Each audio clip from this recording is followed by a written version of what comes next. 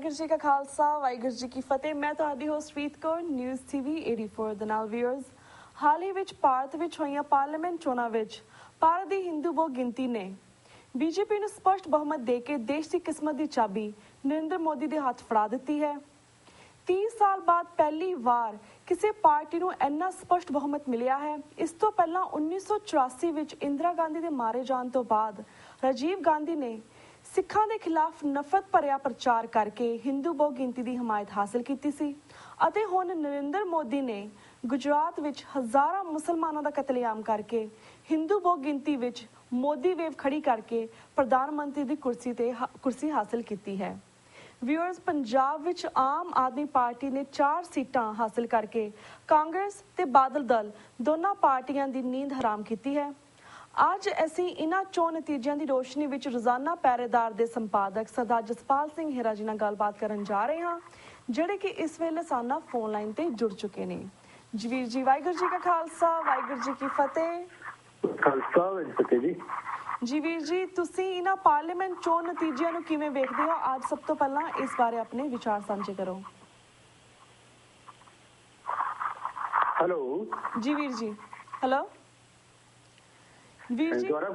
ਜੀ ਵੀਰ ਜੀ, ਤੁਸੀਂ ਇਹਨਾਂ ਪਾਰਲੀਮੈਂਟ ਚੋਣ ਨਤੀਜਿਆਂ ਨੂੰ ਕਿਵੇਂ ਵੇਖਦੇ ਹੋ? ਅੱਜ ਸਭ ਤੋਂ ਪਹਿਲਾਂ ਇਸ ਬਾਰੇ ਆਪਣੇ ਵਿਚਾਰ ਸਾਂਝੇ ਕਰੋ।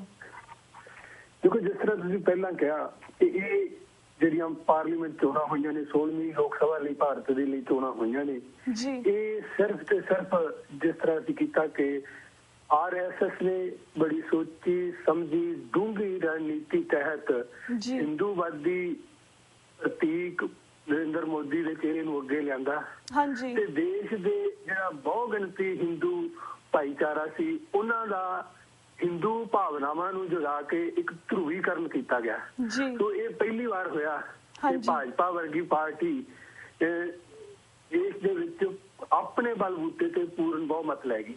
ਸੋ ਉਹਦੇ ਪਿੱਛੇ ਜਿਹੜਾ ਕਾਰਨ ਹੈ, ਜਿੱਥੇ ਪਹਿਲੀ ਗੱਲ RSS ਵੱਲੋਂ ਬੜੀ ਗਿਣੀ ਮਿਥੀ ਔਰ ਸੋਚੀ ਸਮਝੀ ਬੜੀ ਡੂੰਘੀ ਰਣਨੀਤੀ ਨਾਲ ਜਿਹੜੀ ਉਹਨਾਂ ਨੇ ਖੇਡ ਖੇਡੀ ਆ, ਉਹਦੀ ਸਫਲਤਾ। ਦੂਸਰਾ, ਜਿਹੜਾ ਇੱਥੋਂ ਦਾ ਸਨਅਤੀ ਘਰਾਣੇ ਨੇ, ਜਿਹੜੇ ਵੱਡੇ ਵੱਡੇ ਸਨਅਤੀ ਘਰਾਣੇ ਨੇ ਜਿਨ੍ਹਾਂ ਦੇ ਕਬਜ਼ੇ ਵਿੱਚ ਹਿੰਦੁਸਤਾਨ ਦਾ ਮੀਡੀਆ, ਜਿਨ੍ਹਾਂ ਦੇ ਕਬਜ਼ੇ ਵਿੱਚ ਹਿੰਦੁਸਤਾਨ ਦੀ ਪੂਰੀ ਸਨਅਤ ਹੈ, ਉਹ ਪੂਰੀ ਤਰ੍ਹਾਂ ਮੋਦੀ ਦੀ ਪਿੱਠ ਤੇ ਖੜੇ ਹੋਏ।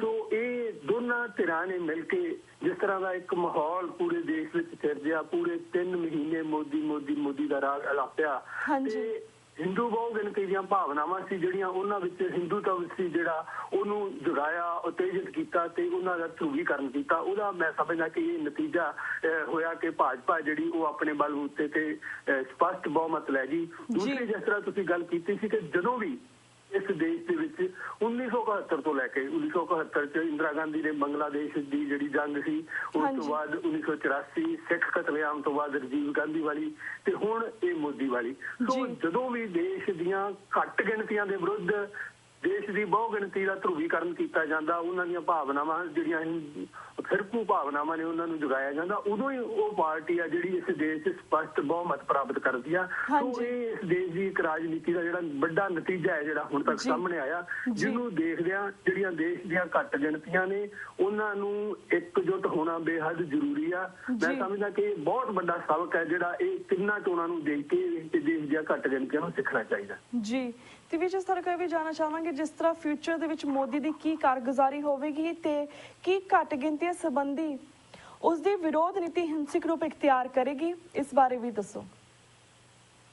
ਜਿੱਥੋਂ ਤੱਕ ਅਸੀਂ ਪਹਿਲਾਂ ਵੀ ਗੱਲ ਕਰ ਰਹੇ ਹਾਂ ਕਿ ਇਸ ਪਾਰਟੀ ਦਾ ਖਾਸ ਕਰਕੇ ਇਸ ਪਾਰਟੀ ਦੀ ਮਾਂ ਸੰਘ ਪਰਿਵਾਰ ਦਾ ਜਿਹੜਾ ਮੁੱਖ ਏਜੰਡਾ ਵਾ ਜਿਹੜਾ ਉਹ ਹਿੰਦੁਸਤਾਨ ਤੇ ਹਿੰਦੂ, ਇਸ ਤੋਂ ਇਲਾਵਾ ਇਹਨਾਂ ਦਾ ਕੋਈ ਹੋਰ ਏਜੰਡਾ ਨਹੀਂ। ਉਹਦੀ ਪ੍ਰਾਪਤੀ ਲਈ ਇਹਨਾਂ ਨੂੰ ਜੋ ਕੁਝ ਵੀ ਕਰਨਾ ਪਿਆ ਉਹ ਕਰਨਗੇ। ਸੋ ਆਉਣ ਵਾਲੇ ਸਮੇਂ ਦੇ ਵਿੱਚ ਇਹਨਾਂ ਦਾ ਜਿਹੜਾ ਇਹ ਰੂਪ ਹੈ, ਮੈਂ ਸਮਝਦਾ ਕਿ ਪਹਿਲੀ ਜਿਹੜੀ ਇਹਨਾਂ ਨੇ ਕੋਸ਼ਿਸ਼ ਕੀਤੀ ਆ ਉਹ ਇਹ ਆ ਕਿ ਸਭ ਤੋਂ ਪਹਿਲਾਂ ਇਹ ਦੇਸ਼ ਦੀਆਂ ਜਿਹੜੀਆਂ ਘੱਟ ਗਿਣਤੀਆਂ ਨੇ ਉਹ ਅੰਗਰੇਜ਼ਾਂ ਵਾਲੀ ਨੀਤੀ ਕਿ ਉਹਨਾਂ ਨੂੰ ਇੱਕ ਦੂਸਰੇ ਨਾਲ ਲੜਾਉਣ ਦੀ ਕੋਸ਼ਿਸ਼, ਉਸ ਤੋਂ ਬਾਅਦ ਉਹਨਾਂ ਨੂੰ ਦਬਾਉਣ ਦੀ ਕੋਸ਼ਿਸ਼। ਸੋ ਦੇਸ਼ ਦੇ ਵਿੱਚ ਮੈਂ ਸਮਝਦਾ ਕਿ ਆਉਣ ਵਾਲੇ ਦਿਨਾਂ ਦੇ ਵਿੱਚ ਇੱਕ ਬਹੁਤ ਗੰਭੀਰ ਸਮੱਸਿਆ ਜਿਹੜੀ ਉਹ ਖੜੀ ਹੋਣੀ ਆ। ਇੱਕ ਪਾਸੇ ਦੇਸ਼ ਆ ਜਿਹੜਾ ਉਹਨੂੰ ਪੂਰੀ ਤਰ੍ਹਾਂ ਨਿੱਜੀਕਰਨ ਦੇ ਵਿੱਚ ਧੱਕ ਦੇਣਾ ਵਾ, ਪੂਰੀ ਟੋਟਲ ਨਿੱਜੀਕਰਨ ਆ ਜਿਹੜਾ ਉਹ ਦੇਸ਼ ਦੇ ਵਿੱਚ ਹੋਣਾ ਸ਼ੁਰੂ ਹੋ ਜਾਣਾ। ਤੇ ਦੂਸਰਾ ਜਿਹੜਾ ਦੇਸ਼ ਦੀਆਂ ਘੱਟ ਗਿਣਤੀਆਂ ਨੇ, ਦੇਸ਼ ਦੇ ਜਿਹੜੇ ਘੱਟ ਗਿਣਤੀਆਂ ਦੇ ਧਰਮ ਨੇ, ਉਹਨਾਂ ਨੂੰ ਖਾਣ ਲਈ, ਜਿਸ ਤਰ੍ਹਾਂ ਪਹਿਲਾਂ ਬੁੱਧ ਧਰਮ ਜੈਨ ਧਰਮ ਨੂੰ ਹਿੰਦੂ ਧਰਮ ਖਾ ਚੁੱਕਾ ਵਾ, ਉਹਨਾਂ ਨੂੰ ਉਹ ਹੜੱਪਣ ਦੀ ਕੋਸ਼ਿਸ਼ ਆ ਜਿਹੜੀ, ਉਹਦੇ ਲਈ ਇਹਨਾਂ ਦੀ ਰਣਨੀਤੀ ਕੀ ਆ ਉਹ ਸਾਡੇ ਸਾਹਮਣੇ ਆਉਣ ਵਾਲੇ ਦਿਨਾਂ 'ਚ ਆ ਜਾਣੀ ਹੈ। ਜੀ ਜੀ। ਤੇ ਵੀਰ ਜੀ, ਜਿਸ ਤੁਸੀਂ ਗੱਲ ਕੀਤੀ ਕਿ ਹੁਣ ਇਸ ਦੀ ਮੋਦੀ ਸਰਕਾਰ ਦੇ ਨਾਲ ਸਿੱਖਾਂ, ਮੁਸਲਮਾਨਾਂ ਜਾਂ ਈਸਾਈਆਂ ਜਾਂ ਹੋਰ ਘੱਟ ਗਿਣਤੀ ਦੀ ਸ਼ਾਮਤ ਆ ਜਾਏਗੀ, ਸਾਨੂੰ ਇਕਜੁੱਟ ਹੋਣਾ ਚਾਹੀਦਾ। ਇਸ ਤੋਂ ਇਲਾਵਾ ਅਸੀਂ ਕੀ ਕਰ ਸਕਦੇ ਬਾਕੀ ਦੀ ਘੱਟ ਗਿਣਤੀਆਂ? ਹੁਣ ਜਿਹੜੀ ਮੈਂ ਪਹਿਲਾਂ ਗੱਲ ਕੀਤੀ ਕਿ ਇੱਕ ਤਾਂ ਦੇਸ਼ ਦੀਆਂ ਜਿਹੜੀਆਂ ਘੱਟ ਗਿਣਤੀਆਂ ਨੇ ਉਹਨਾਂ ਨੂੰ ਇਸ ਸਾਂਝੇ ਏਜੰਡੇ ਤੇ ਕਿ ਉਹ ਜਿਹੜਾ ਦੇਸ਼ ਦੀ ਬਹੁ ਗਿਣਤੀ ਉਹਨਾਂ ਨੂੰ ਦੱਬਣ ਲਈ, ਉਹਨਾਂ ਨੂੰ ਹੜੱਪਣ ਲਈ ਕਾਹਲੀ ਆ, ਉਹਦਾ ਮੁਕਾਬਲਾ ਕਰਨ ਲਈ ਇਕਜੁੱਟ ਹੋਣ। ਦੂਸਰੀ ਜਿਹੜੀ ਗੱਲ ਹੈ ਕਿ ਜੋ ਕੁਝ ਇਸ ਦੇਸ਼ ਦੀ ਰਣਨੀਤੀ ਬਹੁ ਗਿਣਤੀਆਂ ਵੱਲੋਂ ਅਪਣਾਈ ਗਈ ਆ, ਉਹ ਰਣਨੀਤੀ ਨੂੰ ਸਮੁੱਚੇ ਵਿਸ਼ਵ ਅੱਗੇ ਕਿ ਇਸ ਦੇਸ਼ ਦੇ ਵਿੱਚ ਕੀ ਵਾਪਰਨ ਜਾ ਰਿਹਾ, ਉਹ ਸਾਨੂੰ ਅਗਾਊਂ ਉਸ ਬਾਰੇ ਸਮੁੱਚੇ ਵਿਸ਼ਵ ਨੂੰ ਸੁਚੇਤ ਕਰਨਾ ਪਊਗਾ, ਕਿਉਂਕਿ ਭਾਰਤ ਸਭ ਤੋਂ ਵੱਡੀ ਕੱਚੀ ਮੰਡੀ ਆ ਪੂਰੇ ਵਿਸ਼ਵ ਲਈ। ਸੋ ਉਹਨਾਂ ਦੇ ਹਿੱਤ ਨੇ, ਜਿਹੜੇ ਵਪਾਰਕ ਹਿੱਤ ਨੇ, ਕਈ ਵਾਰ ਸਾਡੇ ਇਸ ਗੱਲ ਦੇ ਸਾਹਮਣੇ ਆ ਜਾਂਦੇ ਨੇ ਕਿ ਉਹ ਦੇਸ਼ ਦੀਆਂ ਘੱਟ ਗਿਣਤੀਆਂ ਦੇ ਹੱਕ ਵਿੱਚ ਹਾਂ ਦਾ ਨਾਰਾ ਮਾਰਨ ਲਈ ਵੀ ਤਿਆਰ ਨਹੀਂ ਹੁੰਦੇ। ਸੋ ਸਾਨੂੰ ਇਸ ਤਰ੍ਹਾਂ ਦਾ ਇੱਕ ਮਾਹੌਲ ਆ ਜਿਹੜਾ ਉਹ ਵੀ ਸਮੁੱਚੇ ਵਿਸ਼ਵ ਵਿੱਚ ਤਿਆਰ ਕਰਨਾ ਪਊਗਾ। ਜੀ। ਤੇ ਵੀ ਜਿਸ ਨਾਲ ਅਸੀਂ ਇਹ ਵੀ ਜਾਣਨਾ ਚਾਹਾਂਗੇ, ਜਿਸ ਤਰ੍ਹਾਂ ਪੰਜਾਬ ਦੇ ਵਿੱਚ ਆਮ ਆਦਮੀ ਪਾਰਟੀ ਦੀ ਜਿੱਤ ਨੂੰ ਤੁਸੀਂ ਕਿਵੇਂ ਵੇਖਦੇ ਹੋ ਅਤੇ ਭਵਿੱਖ ਵਿੱਚ ਪੰਜਾਬ ਵਿਧਾਨ ਸਭਾ ਚੋਣਾਂ ਵਿੱਚ ਇਸ ਦਾ ਕੀ ਅਸਰ ਹੋਵੇਗਾ, ਇਸ ਬਾਰੇ ਵਿੱਚ ਵੇਰਵੇ ਦੇ ਨਾਲ ਦੱਸੋ। ਦੇਖੋ, ਜਿੱਥੋਂ ਤੱਕ ਗੱਲ ਪੰਜਾਬ ਦੇ ਵਿੱਚ ਆਮ ਆਦਮੀ ਪਾਰਟੀ ਦਾ ਆਭਾਰ ਹੈ, ਆਮ ਆਦਮੀ ਪਾਰਟੀ ਦੇ ਹੱਕ ਵਿੱਚ ਇੱਕ ਹਨੇਰੀ ਚੱਲੀ ਹੈ, ਇਹਦੇ ਵਿੱਚ ਕੋਈ ਦੋ ਰਹਿਮਾ ਨਹੀਂ, ਪਰੰਤੂ ਉਹਦੇ ਪਿੱਛੇ ਕਾਰਨ ਬਹੁਤ ਸਾਰੇ ਨੇ। ਹਾਂਜੀ। ਉਹਦੇ ਪਿੱਛੇ ਆਮ ਆਦਮੀ ਪਾਰਟੀ ਦੀਆਂ ਨੀਤੀਆਂ ਜਾਂ ਕੇਜਰੀਵਾਲ ਦੀ ਲੋਕਪ੍ਰਿਯਤਾ ਮੈਂ ਸਮਝਦਾ ਕਿ ਉਹਦੀ ਨਹੀਂ, ਜਿੰਨਾ ਪੰਜਾਬ ਦੇ ਵਿੱਚ ਲੋਕਾਂ ਨੂੰ ਬਾਦਲ ਦਲ ਵੱਲੋਂ, ਬਾਦਲ ਸਰਕਾਰ ਵੱਲੋਂ ਜੋ ਪੰਜਾਬ ਦੇ ਵਿੱਚ ਲੁੱਟ ਮਚਾਈ ਗਈ ਸੀ, ਚਾਹੇ ਹਰ ਤਰ੍ਹਾਂ ਦਾ ਮਾਫੀਆ, ਖਾਸ ਕਰਕੇ ਨਸ਼ਾ ਮਾਫੀਆ, ਕਿਉਂਕਿ ਪੰਜਾਬ ਦੇ ਹਰ ਤੀਜੇ ਘਰ ਦਾ ਨੌਜਵਾਨ ਉਹ ਨਸ਼ੇੜੀ ਹੋ ਕੇ ਮੌਤ ਵੱਲ ਤੁਰਿਆ ਹੋਇਆ। ਸੋ ਪੰਜਾਬ ਦੇ ਵਿੱਚ ਰੇਤ, ਬਜਰੀ, ਭੂਮੀ, ਹਰ ਤਰ੍ਹਾਂ ਦਾ ਮਾਫੀਆ ਜਿਹਨੇ ਆਮ ਲੋਕਾਂ ਦਾ ਜੀਵਨ ਆ ਜਿਹੜਾ ਉਹ ਦੁੱਬਰ ਕੀਤਾ ਹੋਇਆ। ਸੋ ਲੋਕ ਬਾਦਲ ਦਲ ਤੋਂ ਇੰਨੇ ਦੁਖੀ ਸੀ, ਉਹਨਾਂ ਨੂੰ ਬਾਦਲ ਵਿਰੋਧ ਆਪਣਾ ਗੁੱਸਾ, ਰੋਹ ਆ ਜਿਹੜਾ ਉਹ ਪ੍ਰਗਟਾਉਣ ਲਈ ਇੱਕ ਬਦਲ ਚਾਹੀਦਾ ਸੀ। ਦੂਸਰੇ ਪਾਸੇ ਬਦਲ ਕਾਂਗਰਸ ਸੀ। ਕਾਂਗਰਸ ਤੋਂ ਮੈਂ ਸਮਝਦਾ ਕਿ ਜਿਹੜਾ ਪੰਜਾਬ ਦੇ ਲੋਕ ਨੇ, ਐਵੇਂ ਪੰਜਾਬ ਕਾਂਗਰਸ ਸਰਕਾਰ ਦੀ ਕੇਂਦਰ ਦੀ ਜਿਹੜੀ ਕਾਰਗੁਜ਼ਾਰੀ ਸੀ ਉਹ ਲੈ ਲਓ, ਜਾਂ ਕਾਂਗਰਸ ਦਾ ਸਿੱਖਾਂ ਪ੍ਰਤੀ ਜਿਹੜਾ ਦੁਸ਼ਮਣੀ ਵਾਲਾ ਸਾਡੇ ਵਤੀਰਾ ਵਾ, ਉਹਨੇ ਕਾਰਨ ਉਹ ਕਾਂਗਰਸ ਵੱਲ ਵੀ ਜਾਣ ਲਈ ਤਿਆਰ ਨਹੀਂ ਹੋਏ। ਤੇ ਤੀਜਾ ਬਦਲ ਉਹਨਾਂ ਦੇ ਸਾਹਮਣੇ ਆਮ ਆਦਮੀ ਪਾਰਟੀ ਦਾ ਹੋਇਆ। ਉਸ ਕਾਰਨ ਉਹ ਹਨੇਰੀ ਆ ਜਿਹੜੀ ਆਮ ਆਦਮੀ ਪਾਰਟੀ ਦੇ ਹੱਕ ਵਿੱਚ ਚੱਲੀ, ਉਹ ਬਾਦਲ ਸਰਕਾਰ ਵਿਰੁੱਧ ਗੁੱਸਾ, ਉਹ ਕੇਂਦਰ ਦੀ ਕਾਂਗਰਸ ਸਰਕਾਰ ਵਿਰੁੱਧ ਗੁੱਸਾ। ਸੋ ਅਗਲੀ ਗੱਲ ਇਹ ਹੈ ਕਿ ਆਮ ਆਦਮੀ ਪਾਰਟੀ ਦਾ ਪੰਜਾਬ 'ਚ ਭਵਿੱਖ ਕੀ ਆ।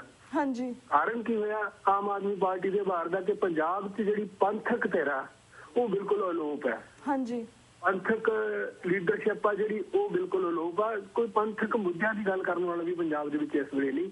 ਸੋ ਪੰਜਾਬ ਦੀ ਧਰਤੀ ਗੁਰੂਆਂ ਪੀਰਾਂ ਦੀ ਧਰਤੀ ਆ, ਗੁਰੂ ਸਾਹਿਬਾਨ ਦੀ ਧਰਤੀ ਆ। ਪੰਜਾਬ ਗੁਰੂ ਸਾਹਿਬਾਨ ਦੇ ਨਾਮ ਤੇ ਜਿਉਂਦਾ ਪੰਜਾਬ ਆ। ਸੋ ਪੰਜਾਬ ਦੇ ਵਿੱਚੋਂ ਸਿੱਖ ਮੁੱਦਿਆਂ ਨੂੰ ਮੰਥੀ ਕਰਕੇ ਕੋਈ ਵੀ ਰਾਜਨੀਤੀ ਆ ਜਿਹੜੀ ਉਹ ਸਫਲ ਨਹੀਂ ਹੋ ਸਕਦੀ। ਮੈਂ ਸਮਝਦਾ ਕਿ ਆਉਣ ਵਾਲੇ ਦਿਨਾਂ ਦੇ ਵਿੱਚ ਕੋਈ ਇਸ ਤਰ੍ਹਾਂ ਦੀਆਂ ਪੰਥਕ ਸਭਾ ਦੇ ਵਿੱਚੋਂ ਜਿਹੜੀ ਕੋਈ ਲੀਡਰਸ਼ਿਪ ਉੱਭਰੂਗੀ ਜਿਹੜੀ ਸਿੱਖ ਮੁੱਦਿਆਂ ਨੂੰ ਅੱਗੇ ਰੱਖ ਕੇ ਤੇ ਪੰਜਾਬ ਦੀ ਜਿਹੜੀ ਹੋ ਰਹੀ ਬਰਬਾਦੀ ਆ ਇਹਨੂੰ ਉਹ ਕਿਸ ਤਰ੍ਹਾਂ ਰੋਕੂਗੀ, ਉਹ ਏਜੰਡੇ ਨੂੰ ਲੈ ਕੇ ਜਿਹੜੀ ਵੀ ਧਿਰ ਸਾਹਮਣੇ ਆਊਗੀ, ਮੈਂ ਸਮਝਦਾ ਕਿ ਆਖਰ ਨੂੰ ਉਹ ਪੰਜਾਬ ਦੀ ਰਾਜਨੀਤੀ ਤੇ ਜ਼ਰੂਰ ਭਾਰੂ ਹੋਊਗੀ। ਜੀ। ਤੇ ਵੀਰ ਜੀ, ਸਾਡੇ ਕੋਲ 2 ਮਿੰਟ ਰਹਿ ਗਏ ਨੇ। ਐਡੀਆਂ ਇਸ ਤਰ੍ਹਾਂ ਜਾਣਨਾ ਚਾਹਾਂਗੇ, ਜਿਸ ਤਰ੍ਹਾਂ ਬਾਦਲ ਅਕਾਲੀ ਦਲ ਤੇ ਬੀਜੇਪੀ ਨੂੰ ਪੰਜਾਬ ਵਿੱਚ ਖਾਸ ਝਟਕਾ ਲੱਗਿਆ ਹੈ, ਖਾਸ ਤੌਰ ਤੇ ਅਰੁਣ ਜੇਤਲੀ ਦੀ ਹਾਰ ਦਾ, ਇਸ ਦਾ ਅਕਾਲੀ ਬੀਜੇਪੀ ਗੱਠਜੋੜ ਤੇ ਵੀ ਕੋਈ ਤੁਹਾਨੂੰ ਕੀ ਲੱਗਦਾ ਕੋਈ ਅਸਰ ਪਵੇਗਾ?